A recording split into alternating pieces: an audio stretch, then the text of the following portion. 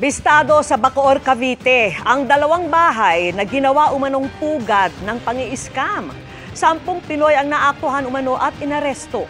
Nakatutok si John Consulta. Sabay na pinasok ng NBI Cavite District North ang dalawang bahay sa Bacoor, Cavite na umunoy ginagamit bilang scam hub ng target nilang grupo.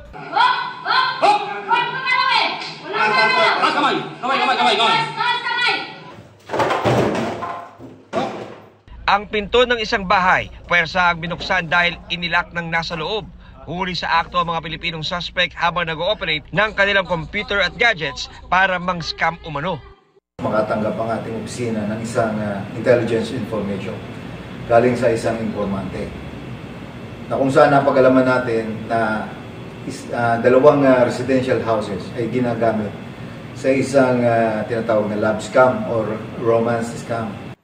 Ayon sa mga nahuli, isang Chinese na nasa ibang bansa ang kanilang boss. Mga European ang tinatarget ng grupo ayon naman sa NBI. Ini-engage nga ang potential victims sa isang dating application at matapos ito ay sila lumilipat sa isang WhatsApp application at pinapaibig nila at hanggang sa maging mag-boyfriend or mag-girlfriend sila ng potential victims nila. In the course of their relationship, so-called relationship, maiinganyo nila itong mga potential victims na mag-invest sa cryptocurrency. Kumpiskado mga laptop, computer, cellphone at script na ginagamit umano ng grupo sa online panloloko.